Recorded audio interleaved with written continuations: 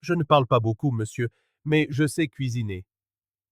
Le rancher solitaire la regarda, puis dit: Vous êtes engagé et vous êtes chez vous. Territoire du Nouveau-Mexique. Fin de l'été 1879. Le soleil commençait à peine à plonger derrière les collines couvertes de poussière, projetant de longues ombres sur les plaines. Le vent soulevait la terre rouge du chemin en petits tourbillons qui dansaient au-dessus des ornières et des herbes sèches. La chaleur était tombée, mais l'air collait encore à la peau comme un vieux manteau usé. Owen Booker se tenait sur le porche de son ranch, les bottes solidement plantées, les bras croisés, regardant le vent se calmer. Il réparait les gonds de la porte de la grange quand il l'entendit. Un coup, pas fort, juste assez pour en être certain. Il se retourna. Au bord de son porche, se tenant comme si elle pouvait s'effondrer à tout instant, se trouvait une jeune fille.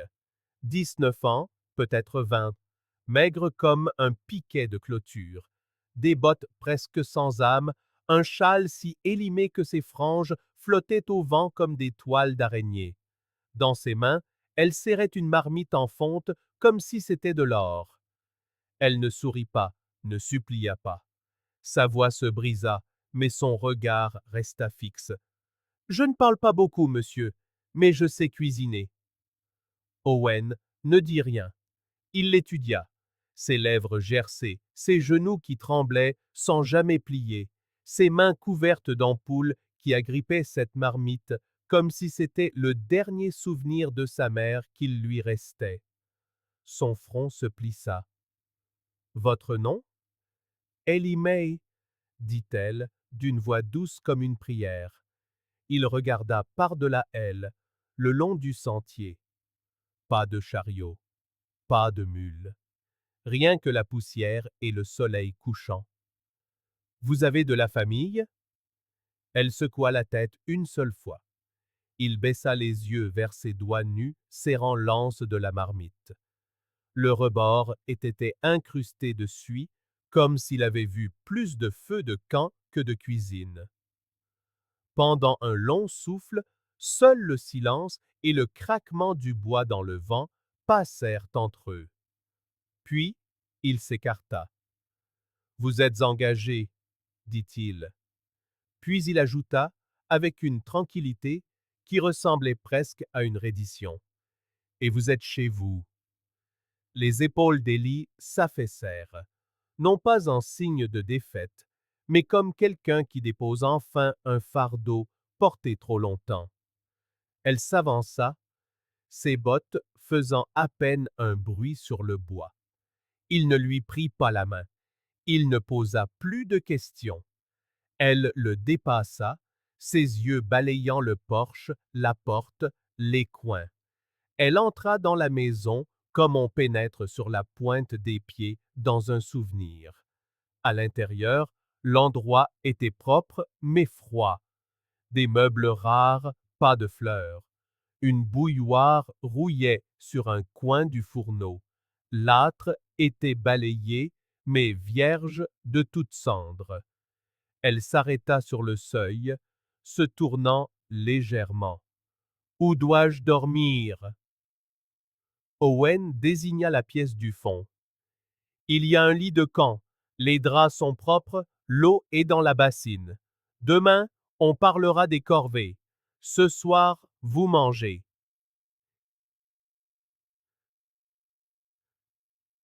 Elle hocha la tête une fois et disparut dans le couloir. Owen resta seul un peu plus longtemps. Le soleil avait maintenant à moitié disparu. Il regarda son ranch. Des champs secs, 2 vaches, un poulailler à moitié effondré et un silence qui avait duré trop d'hivers. Puis il rentra, ferma la porte derrière lui et, pour la première fois depuis longtemps, ne la ferma pas à clé. L'odeur du pain était toujours la première chose dont Élie se souvenait de son enfance. Chaude, épaisse, s'élevant à travers les fentes du plancher. Son père, George May, travaillait au four de la boulangerie Millstone avant l'aube, ses mains toujours couvertes de farine et de brûlures. Sa mère, Lillian, cousait des tabliers et fredonnait des chansons dans une langue dont Ellie n'apprit jamais le nom. Non, elle n'en apprit jamais le nom. Ils étaient pauvres, mais ils étaient ensemble jusqu'à l'hiver 74, quand la toux de sa mère devint sanglante et que le médecin dit qu'il n'y avait rien à faire. Ellie avait 14 ans quand elle regarda son père presser des linges froids sur un front qui ne les sentait plus. Elle enterra sa mère dans une fosse commune, avec une croix de bois taillée dans la pelle à pain de son père. Puis vint l'effondrement de la mine, 2 ans plus tard. George avait pris un deuxième emploi à creuser pour du charbon afin de payer les dettes des médicaments de Lillian. On ne retrouva jamais ses jambes. Ellie avait 16 ans quand elle se retrouva seule. Elle essaya de garder la boulangerie. Elle savait mélanger, pétrir, sentir la pâte levée.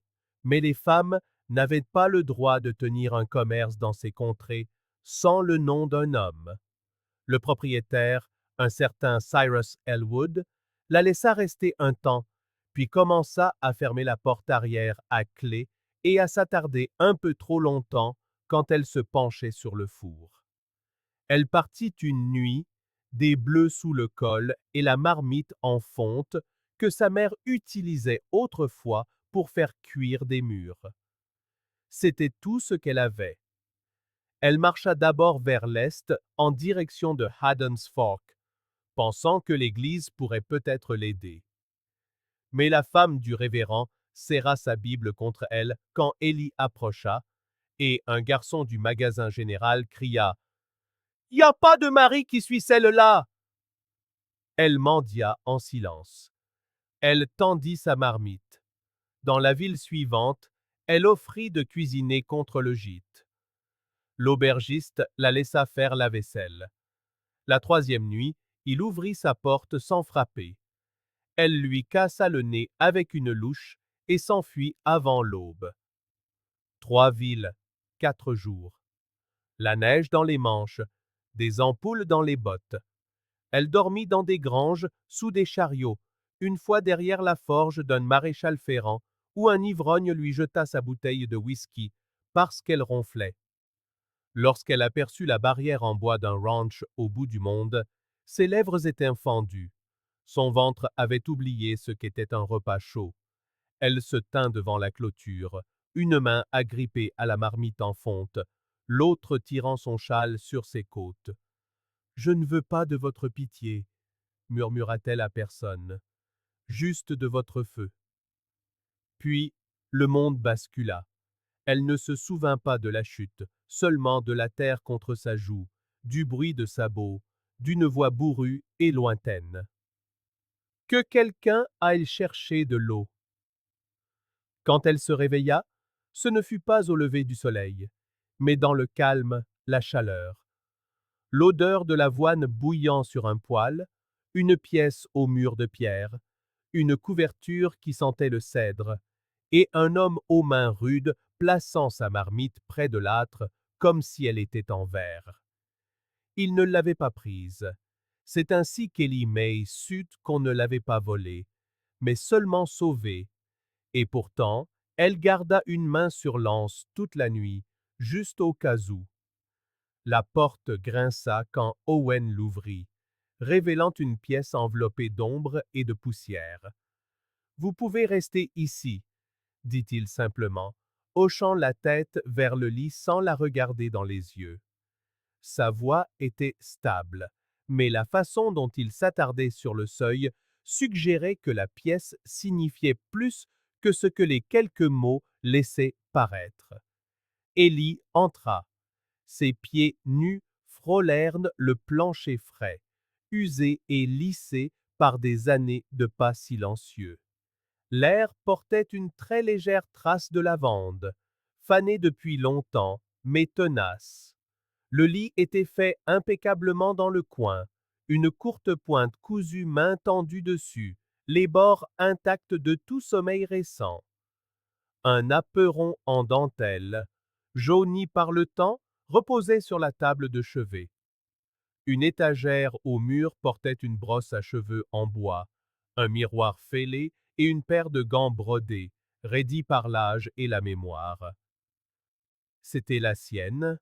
Demanda doucement Élie, non pour être indiscrète, mais pour confirmer ce que la pièce lui disait déjà, de la manière dont un lieu peut murmurer une perte sans mot dire. Owen eut un très léger hochement de tête, ses yeux ne quittant pas le cadre de la porte. Ma femme, Clara, la fièvre l'a emportée au printemps 74. Élie baissa les yeux, sa voix se fit petite. Je la garderai propre, je vous le promets. Il resta là un souffle de plus, puis se détourna sans un mot et la laissa seule dans la pièce où vivaient encore les fantômes. Elle resta longtemps dans le silence, passant doucement la main sur le bord de la commode, veillant à ne rien déplacer. La poussière s'accrocha à ses doigts. Elle se dirigea vers la fenêtre, dont les vitres étaient zébrées par le temps, et tira juste assez le rideau pour laisser entrer un filet de clair de lune. Puis, avec soin, elle plia sa couverture sur la chaise et s'assit au bord du lit, ne sachant pas si elle avait sa place ici, mais reconnaissante de ne pas être dehors. Le lendemain matin, Élie ouvrit la porte et trouva un fagot de petits bois et 2 œufs frais posés sur le banc juste devant. Pas de mots, pas de coups frappés, juste là, comme une offrande silencieuse de quelqu'un qui ne savait pas dire bienvenue. Elle les rentra et entra dans la cuisine, puis s'arrêta. Il y faisait plus froid qu'elle ne l'avait imaginé. L'âtre était froid depuis longtemps. Des toiles d'araignée pendaient aux poutres du plafond. Le dessus du poêle portait une couche de cendre grise et douce, comme si le dernier feu s'était éteint doucement une nuit et que personne n'avait eu le cœur de le ranimer. Des casseroles rouillaient là où des crochets les avaient autrefois tenues fièrement, leurs manches tombant comme des bras fatigués. Elle la traversa lentement, ses doigts frôlant les comptoirs. Il y avait des marques de couteau dans le bois où oignons et pommes avaient été coupés. Une boîte d'herbes séchées, non ouverte, se trouvait sur une étagère poussiéreuse. Elle la prit et la tourna dans sa main. Quelqu'un avait aimé cet endroit, puis l'avait abandonné. Elle retroussa ses manches et attacha ses cheveux, trouva un chiffon, fit bouillir de l'eau, frotta les comptoirs jusqu'à ce que le grain du bois réapparaisse. Elle ouvrit toutes les fenêtres, laissant entrer la pâle lumière du matin. Le vent était vif, mais il sentait le propre. C'était comme exhumer un souvenir. Elle trouva un bol bleu ébréché au fond d'un placard, le lava 2 fois, puis y cassa les œufs. Ses mains tremblaient, mais le rythme du fouet la calma. Elle ajouta du sel d'un bocal presque plein, hacha finement des oignons, et se déplaça comme quelqu'un qui avait toujours su travailler avec le feu et la faim. Alors que l'odeur des œufs et de la chaleur commençait à remplir l'air, elle tendit le bras et raccrocha un rideau décoloré par le soleil. Un triangle de lumière dorée se répandit sur le vieux plancher de bois, attrapant quelque chose coincé entre 2 livres. Elle se pencha. Une photographie, usée et douce sur les bords, tenait à peine dans le cadre. Une femme aux yeux bienveillants et un garçon souriant timidement à ses côtés, la femme d'Owen, son fils. Élie la fixa longuement, puis inclina la tête. J'en prendrai bien soin, murmura-t-elle. Elle ne savait pas si elle parlait de la photographie, de la maison ou du silence qui s'accrochait encore à ses murs. Peut-être des trois. Plus tard dans la journée, le plancher craqua doucement quand Owen entra dans la cuisine, son ombre s'étirant vers l'âtre. Il s'arrêta, eut mal l'air. pas de manière intrusive, juste curieuse. Vous avez utilisé le thym, dit-il, plus une constatation qu'une question. Ellie, essuyant la farine de son tablier, leva les yeux. Il était encore bon. Il hocha la tête une fois. Clara aimait le thym dans ses œufs. Elle croisa son regard. Alors je continuerai à en mettre. Owen partit sans un autre mot, le bruit sourd de ses bottes résonnant sur le porche. Cette nuit-là, Ellie remarqua que le petit bois près du poêle était empilé un peu plus haut, plus soigneusement. Elle remua le ragoût un peu plus longtemps, laissant la chaleur s'installer profondément dans les murs et peut-être en lui. La neige s'était adoucie dehors, le vent s'éteignant dans un murmure qui laissait le ranch respirer à nouveau. À l'intérieur, l'air se réchauffait non seulement avec le feu, mais avec quelque chose d'inhabituel. Un parfum qui n'avait pas visité ces murs depuis des années. C'était une odeur de foyer. Des os de poulet mijotaient doucement, le romarin tissant sa subtile promesse à travers la vapeur montante, et la légère douceur du pain de maïs frais, refroidissant près de l'âtre. Ellie se tenait près du poêle, veillant à ne pas renverser une goutte, servant la soupe de poulet dans un bol en céramique profond qui avait appartenu à la femme d'Owen. Le bouillon chatoyait d'or à la lumière de la lanterne, rempli de tendres rondelles de carottes, de dés de pommes de terre et d'un murmure de romarin, non pas tiré d'un livre de recettes, mais ancré dans sa mémoire. C'était une recette transmise par sa mère, apprise par cœur autour de poêles crépitants et de berceuses partagées qui apaisaient un enfant pour l'endormir. À côté du bol, elle plaça une tranche de pain de maïs, ses bords juste assez dorés pour se briser avec un doux craquement. Elle passa ses doigts sur la croûte, se souvenant de la façon dont sa mère tapotait doucement la pâte avant de la cuire, fredonnant des mélodies qui ressemblaient à la lumière du soleil elle-même. Elle porta l'assiette à la table et recula. Owen était déjà assis, ses mains rudes jointes sur ses genoux, les yeux illisibles dans la pénombre de la cuisine. Il observait la nourriture avec une intensité silencieuse, comme s'il goûtait quelque chose bien au-delà de la saveur. Ellie offrit un léger hochement de tête, la voix douce comme la neige qui tombait. Ce n'est rien de spécial, juste un repas de la ferme. Il ne répondit pas. Au lieu de cela, il prit la cuillère et la plongea dans la soupe. La pièce tomba dans un silence plus épais que la vapeur. Tout ce qu'elle entendit fut le lent grattement du métal contre la céramique, le doux tic-tac de l'horloge de la cheminée et le crépitement subtil du feu dans l'âtre, chaque instant s'étirant plus que le précédent. Elle se tenait raidement, les mains jointes devant elle, attendant non pas des louanges, mais la permission de croire que cela suffisait. Owen termina la moitié du bol avant de reposer la cuillère avec un soin délibéré. Il prit une inspiration, comme s'il goûtait les mots avant de les laisser sortir. C'est le genre de pain de maïs qui se tient, dit-il, la voix basse et mesurée. Les épaules d'Ellie se détendirent alors qu'elle hochait la tête. Farine de maïs et saindoux, sans œufs, l'astuce de maman quand les poules ne pondaient pas. Il écouta, les yeux sur le bol, avant de le pousser vers elle. La soupe est bonne? Son cœur se souleva, mais sa voix resta discrète. Merci. Il se leva alors, remit sa cuillère dans le bol et sortit dans le froid. La moustiquaire claqua doucement derrière lui. Ellie expira, les épaules s'affaissant alors que la tension quittait son corps. Elle se retourna vers l'évier, traînant le bol derrière elle, encore sur ses gardes comme si elle attendait le moment où où il changerait d'avis.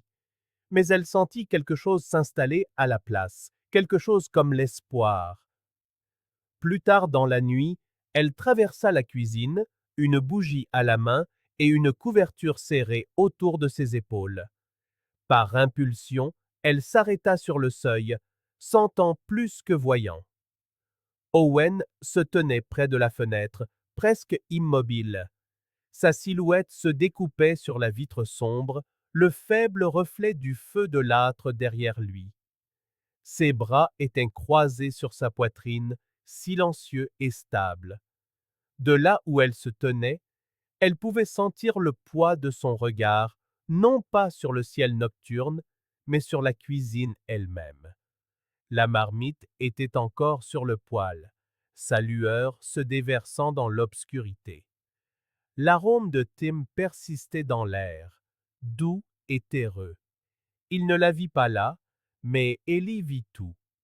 La façon dont sa mâchoire était serrée, la façon dont ses épaules s'étaient un peu détendues. Ce n'était pas un homme qui se méfiait de sa cuisine ou de ses mains. C'était un homme qui n'avait rien laissé approcher depuis de nombreuses années, un homme qui avait bâti des murs de silence, brique par brique, pour se protéger des trahisons du monde. Et maintenant, réalisa-t-elle, il craignait qu'en savourant une chose simple, un bol de soupe chaude, une tranche de pain de maïs tiède, une cuisine silencieuse remplie de vie ordinaire, il risquait de se souvenir de ce qu'il avait perdu. Elle déglutit, les yeux fixés sur son reflet. Elle murmura dans la pénombre, des mots à peine plus forts qu'un souffle. Vous pouvez faire confiance aux petites choses, Owen, juste aux petites choses. Derrière elle, le feu ne mourut pas. Il crépita doucement, une promesse que une certaine chaleur pouvait revenir et que certaines pertes pouvaient être guéries. Un repas silencieux à la fois.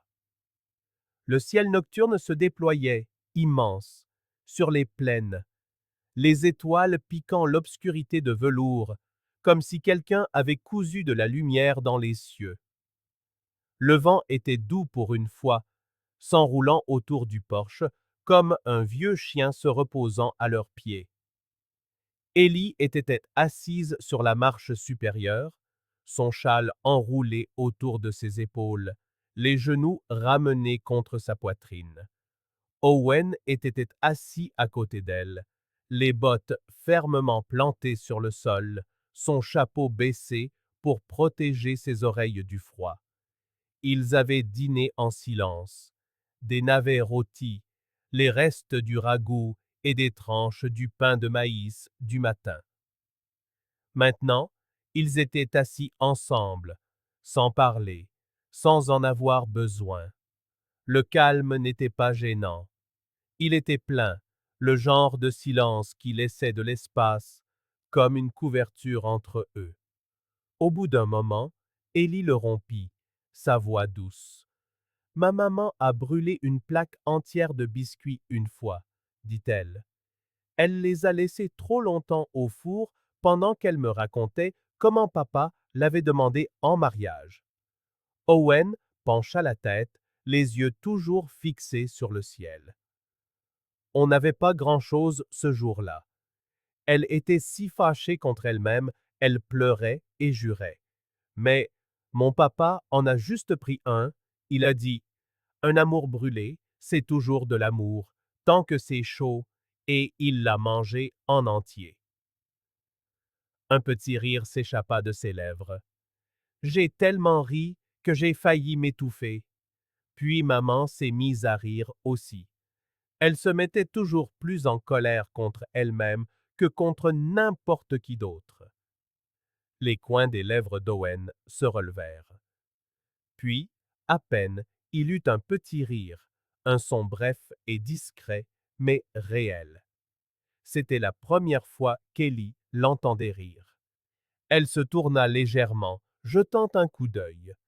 À la lumière des étoiles, son visage paraissait plus doux que d'habitude, les ombres plus clémentes. Elle ne dit rien de plus.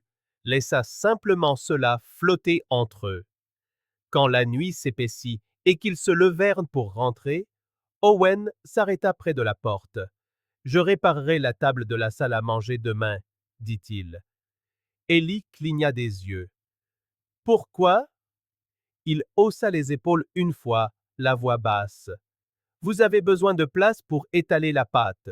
Ce vieux buffet est trop étroit. » Ellie hocha la tête, le cœur se serrant un peu. « Merci, » dit-elle. Le lendemain matin, avant le lever du soleil, elle le trouva dans la salle à manger, les manches retroussées, en train de poncer le bord de la longue table en chêne. La surface s'était déformée au fil des ans, courbée par la chaleur, les liquides renversés et le temps. Il travaillait silencieusement, méthodiquement, lissant le bois avec un soin patient. Elle se tenait sur le seuil, le regardant. « Vous n'êtes pas obligé, » dit-elle. Il continua de poncer. « Vous ne demandez pas grand-chose, ça me semble juste. » Cet après-midi-là, elle fit de nouveau de la pâtisserie. Cette fois, c'étaient des brioches sucrées, légères, dorées, badigeonnées de miel. Quand elle lui en apporta une, il la prit dans sa main calleuse et mordit dedans sans un mot. Mais quand il la regarda, juste un instant, juste un regard, elle vit que quelque chose avait changé. Pas grand-chose, mais quelque chose. Une semaine plus tard, elle trouva un nouveau rouleau à pâtisserie sur l'étagère. Pas vraiment neuf, mais fraîchement taillé dans du chêne, façonné à la main. Il tenait parfaitement dans sa main. Il n'y avait pas de mots. Aucune mention. Mais elle savait. Et elle murmura à la farine ce matin-là. Certains hommes aiment plus fort sans les mots. Et la pâte leva sans problème. La journée avait été longue et sèche. Ellie avait passé la matinée à pétrir le pain et l'après-midi à étendre le linge humide sur la clôture. Le vent le tirait comme des mains agitées et elle sentait qu'un orage se préparait, bien que le ciel restât bleu. Au coucher du soleil, elle était dans la cuisine, époussetant la farine de son tablier quand on frappa. Pas à la porte d'entrée, à la barrière latérale. 3 coups lents contre le poteau de bois, puis le silence. Owen était encore dans le pâturage, vérifiant le fossé d'irrigation. Ellie sortit prudemment sur le porche, un chiffon à la main, son cœur cognant lourdement comme chaque fois que le monde semblait trop calme. Un homme se tenait à la barrière, grand, mince, avec un sourire en coin qui n'avait rien de bienveillant. « Ça alors, » dit-il, « quelle surprise !» Ellie se figea. Il s'appelait Silas. Il avait vécu à 2 chambres de la sienne dans la pension de Junction Hollow, l'un des endroits qu'elle avait fui en se dirigeant vers l'ouest. Il ne l'avait jamais touchée, mais il l'avait regardée, lui avait parlé d'une voix trop mielleuse et sentait la sueur et le whisky Rance. Il lui avait offert des choses qu'elle n'avait jamais demandées, puis était devenue cruelle quand elle avait refusé. « Je ne faisais que passer, » dit-il en s'approchant. « J'ai vu la fumée de la cheminée. Je me suis dit que quelqu'un ici aurait peut-être une assiette à partager. Je ne pensais pas te trouver, toi. » Ellie serra plus fort le chiffon. « Je te croyais parti pour de bon, » dit-il, ses yeux balayant la cour, le porche, la table derrière elle. « Mais regarde-moi ça, du linge frais, des fleurs sur le porche et une robe propre. Tu dois bien t'en sortir. » Elle ouvrit la bouche, mais aucun son n'en sortit. « Tu cuisines toujours? Je me souviens de ce ragoût que tu avais fait pour la vieille veuve du 2e étage. Ça sentait le repas du dimanche. » Silas se pencha légèrement, sa voix baissant d'un ton. « C'est drôle, tu n'as jamais dit au revoir en partant. Je croyais qu'on était amis. » Ellie recula d'un pas. Et puis, des bruits de pas, fermes, déterminés. Owen. Il était revenu du pâturage silencieusement, comme si la terre elle-même l'avait prévenu. Sa chemise était humide de sueur, un de ses gants à moitié retirés. Ses yeux se posèrent sur Silas. Il ne parla pas tout de suite, se contentant de venir se placer à côté d'Élie. Puis il fit quelque chose qu'elle n'oublierait jamais. Sans un mot, il posa doucement sa main sur son épaule. Un petit geste, mais qui disait tout. Quand il parla enfin, sa voix était basse mais stable. Elle ne va nulle part, dit-il. Elle travaille ici. Sa place est ici. Silas cligna des yeux. Le charme sur son visage vacilla, puis disparut. Oh, je ne voulais rien dire de mal, marmonna-t-il en reculant d'un pas. Je ne faisais que passer. Il toucha le bord de son chapeau. Bonne chance à vous, Miss Ellie. Puis il tourna les talons et s'éloigna dans la poussière. Ellie resta immobile. Son souffle était bloqué quelque part entre sa poitrine et sa gorge. Owen ne dit rien de plus. Il ne resserra pas sa prise, ne la regarda pas. Il garda simplement sa main là quelques secondes de plus, puis la retira et recula, lui laissant de l'espace. Elle se tourna vers lui. Merci, dit-elle, la voix tremblante. Tu ne me dois aucun remerciement, répondit-il. Une bonne cuisinière mérite une cuisine sûre. Mais ses yeux en disaient bien plus. Plus tard ce soir-là, après le souper, Élie se tint près de la fenêtre et regarda l'horizon, se demandant si Silas était vraiment parti, s'il avait parlé à quelqu'un, s'il reviendrait. Owen était dans l'atelier, affûtant des outils, mais quand elle entra dans la cuisine le lendemain matin, elle trouva un fer à cheval fraîchement accroché au-dessus de la porte de derrière, une amulette silencieuse, un signe de protection. Et elle sut, sans avoir besoin de demander, que c'était Owen qui l'avait mis là.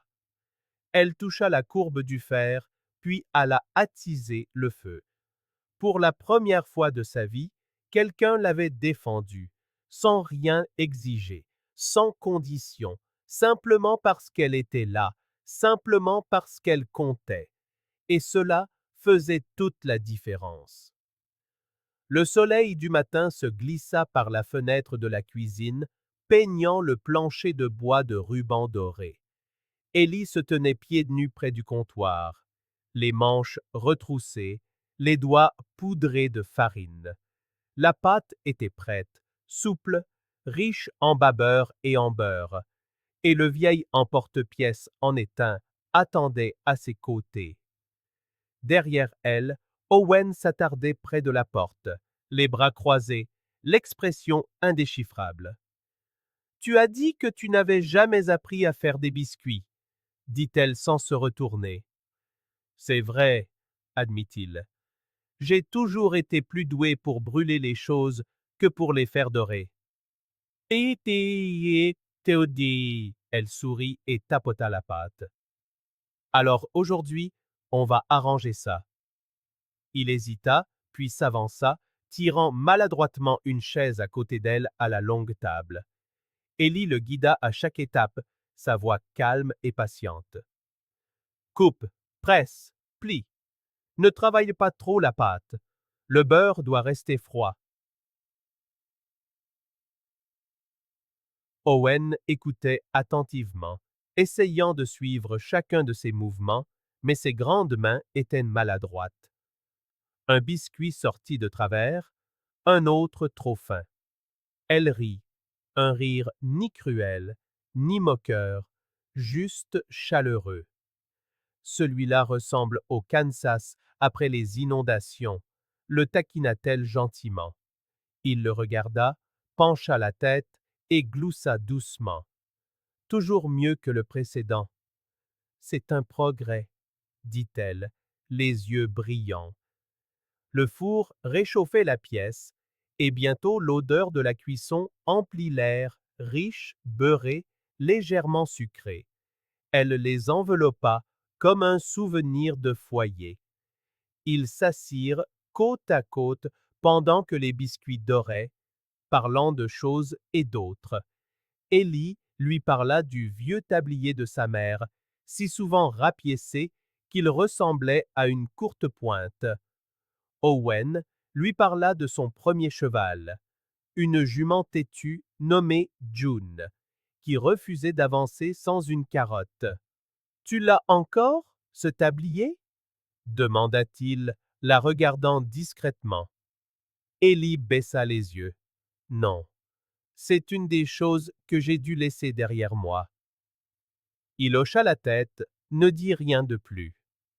Quand les biscuits furent prêts, elle les sortit du four et les posa sur un linge pour qu'ils refroidissent. Owen en attrapa un avant qu'il ne soit froid, se brûlant les doigts. Chaud, marmonna-t-il en retirant sa main. Je te l'avais dit, dit-elle en riant de nouveau. Il souffla sur le biscuit et réessaya. Cette fois, il parvint à en prendre une bouchée. Son visage changea, pas de façon spectaculaire, mais suffisamment. C'est bon, dit-il comme surpris. Bien sûr que c'est bon, dit-elle avec une fausse offense. Qu'est-ce que tu croyais? Ça fait des semaines que je te nourris. Il mâcha un instant de plus, puis dit celui-ci est différent. Ellie marqua une pause. Comment ça? Ça a le goût du début de quelque chose, répondit-il. Pas juste de la nourriture, comme le commencement de quelque chose. Je ne sais pas. Alors elle rougit et baissa les yeux sur ses mains. Le lendemain matin, Ellie entra dans la cuisine, s'attendant à la routine habituelle. Du bois de chauffage, des œufs, peut-être un petit pot de confiture, mais autre chose l'attendait, un petit paquet ficelé, bien posé au centre de la table. Elle le déballa lentement.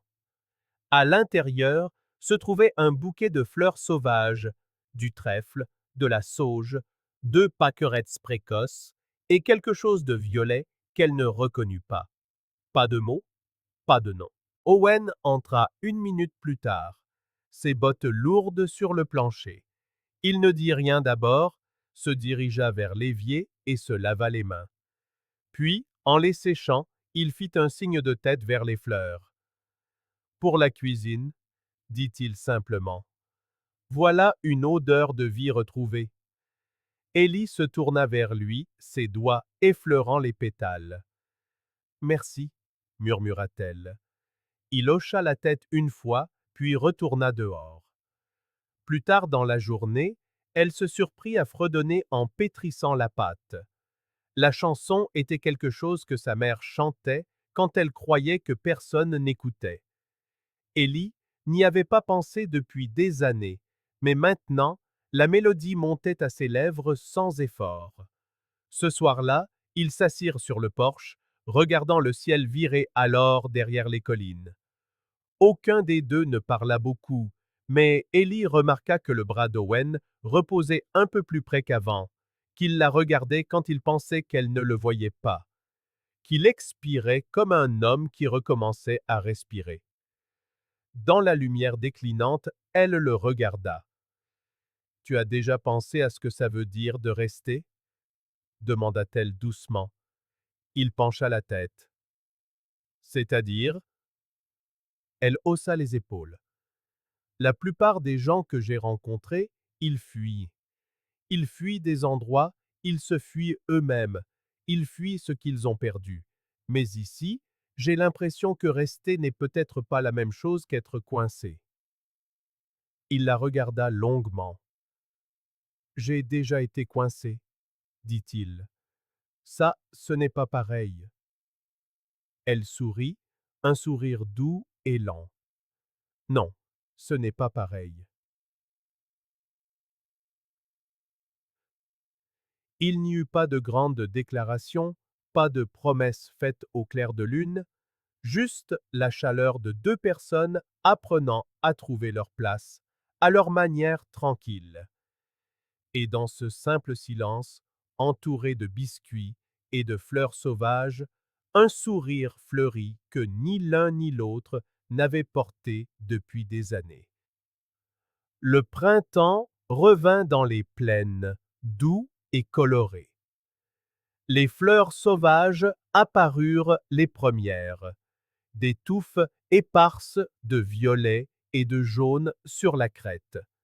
Puis l'herbe, verte et clémente, après un long hiver battu par les vents. Le ranch, autrefois si silencieux qu'il semblait hanté, vibrait maintenant d'un rythme simple. Clôture réparée, terre labourée, biscuits levant avant le soleil. La cuisine était ce qui avait le plus changé. Ce n'était plus seulement un endroit où manger. Elle était vivante de conversations, de rires et d'odeurs qui rendaient même les matins les plus froids chaleureux. Ellie Mae se tenait près de la fenêtre, les mains encore poudrées de farine. Elle regardait Owen de l'autre côté de la cour, clouant une nouvelle poutre à la balustrade du porche. Sa chemise collait à son dos, striée de sueur et de sueur. Elle sourit faiblement. Puis, son sourire s'effaça. Une lettre était pliée sur la table derrière elle, une offre. La femme du maire était passée la semaine dernière, avait goûté le cobbler aux pêches d'Élie et avait dit que c'était meilleur que tout ce qu'on pouvait trouver de ce côté d'Abilène. Elle avait une boutique disponible, une petite cuisine en quête d'une pâtissière. Une chance de lancer son propre commerce, son propre nom au-dessus de la porte. Ellie n'avait jamais eu ça, jamais eu grand-chose. Et pourtant, elle prépara une dernière miche de pain avant le crépuscule, un pain au levain à la croûte dorée, la recette de sa mère. Ce soir-là, elle trouva Owen sur le porche, contemplant les champs. Elle s'assit à côté de lui, posa le pain entre eux et parla doucement. Je pensais peut-être partir, dit-elle. En ville, il y a une cuisine qui m'attend, un four qui marche, de vrais clients. Owen hocha lentement la tête. Il regarda le pain, puis la regarda. Tu devrais, dit-il, si c'est ce que ton cœur te dit. Ellie déglutit. Ce n'est pas une question de cœur. C'est ne pas rater ce qui pourrait être à moi. Je comprends. Il se leva et quitta le porche, rentrant dans la maison sans un mot de plus. Elle resta assise là, seule, un long moment, le pain intact, la nuit plus froide qu'elle ne l'avait été de toute la semaine. Le lendemain matin, juste après le lever du soleil, Owen se tenait dans la grange, nouant des paquets de cordes, quand il entendit des pas derrière lui. La voix d'Élie résonna, douce mais certaine. Je suis allée jusqu'à l'entrée de la ville, dit-elle. Il se retourna. Elle était là, toujours dans son tablier, une miche de pain chaud nichée sous un bras, son sac de voyage nulle part en vue. Mais quand j'ai vu le soleil frapper la crête, je n'ai pas pu continuer. Owen fit un pas vers elle, ses yeux la scrutant. Je ne pars pas, continua-t-elle en lui tendant le pain, sauf si tu me renvoies. Owen la regarda. Pendant un instant, aucun d'eux ne bougea. Puis, il plongea la main dans sa poche, en sortit quelque chose de petit, enveloppé dans un vieux chiffon usé par des années passées tout contre lui. Il le déplia. Une bague en argent, modeste, éraflée par le temps, mais propre, intacte. Il la plaça dans sa main striée de farine. Alors tu n'es pas seulement embauché, dit-il, la voix basse et rauque. Tu es chez toi. Ellie cligna rapidement des yeux. Ses doigts se refermèrent sur la bague. J'espère que tu aimes les biscuits tous les jours, murmura-t-elle. Il sourit. Tant qu'ils viennent avec toi. Le soleil monta plus haut, jetant une lumière chaude sur la maison du ranch, la vieille clôture, la fenêtre de la cuisine aux rideaux rapiécés. Des oiseaux chantaient au loin. Quelque part, une éolienne grinçait. À l'intérieur de la cuisine, le feu crépitait. 2 tasses de café attendaient et, sur la table à côté, une unique fleur sauvage dans un bocal en verre. Ce n'était pas une grande demande en mariage. Il n'y avait ni bougie, ni musique, ni dentelle.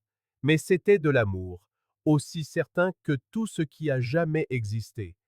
L'amour sous la forme d'un pain chaud, d'une bague en argent, d'une place près du feu, et d'un homme qui ne parlait pas beaucoup, mais qui en avait dit assez. Parce que parfois, tu es chez toi est le seul vœu dont on ait besoin. Si cette histoire a remué quelque chose en vous, le silence de l'amour d'un homme, la force de la volonté d'une femme, la chaleur d'un foyer bâti sur rien d'autre que la bienveillance, alors d'autres récits vous attendent dans ce voyage à travers la vieille frontière américaine. Abonnez-vous à Histoire d'amour du Far West pour plus de romances intemporelles nées de la poussière, du vent et d'une dévotion silencieuse. Des histoires où les mots sont rares, mais où les cœurs parlent avec éloquence. Où l'amour ne se contente pas d'être ressenti, il se mérite. Parce qu'ici, dans l'Ouest, même les âmes les plus solitaires peuvent retrouver le chemin de la maison, une nuit à la lueur du feu à la fois.